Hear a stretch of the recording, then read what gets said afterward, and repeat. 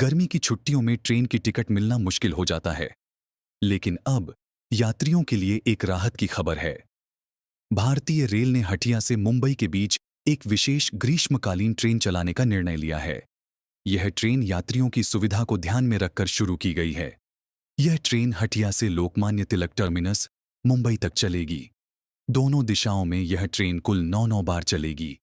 यह ट्रेन झारखंड, ओडिशा, छत्तीसगढ़ और महाराष्ट्र के कई महत्वपूर्ण स्टेशनों से होकर गुजरेगी। इससे यात्रियों को सीधी यात्रा की सुविधा मिलेगी। यह ट्रेन 20 अप्रैल 2026 से 15 जून 2026 तक चलेगी। हटिया से यह ट्रेन हर सोमवार को चलेगी और मुंबई से वापसी हर बुधवार को होगी। अब इसके समय की जानकारी सुनिए। हटिया से यह ट्रेन शाम 4:20 पर चलती है। राउरकेला रात 8:20 पर आता है। झारसुगुड़ा रात 10:13 पर। इसके बाद बिलासपुर रात 1:15 पर आता है। रायपुर रात 2:55 पर। दुर्ग सुबह 3:55 पर। फिर गोंदिया सुबह 5:48 पर आता है। नागपुर सुबह 8:10 पर। वर्धा सुबह 9:20 पर। इसके बाद बडनेरा, अकोला, शेगांव और मलकापुर आते हैं। भूसावल दोपहर 3:10 पर आता है।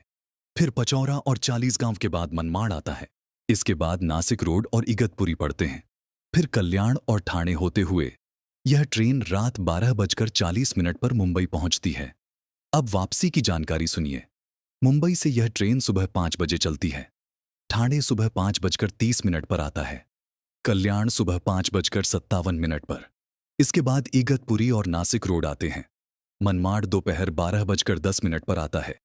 फिर चालीसगांव, पचौरा और भुसावल आते हैं। भुसावल दोपहर 2:40 पर आता है। इसके बाद मलकापुर, शेगांव और अकोला आते हैं। बडनेरा शाम 7:57 पर आता है। रात में वर्धा और नागपुर आते हैं।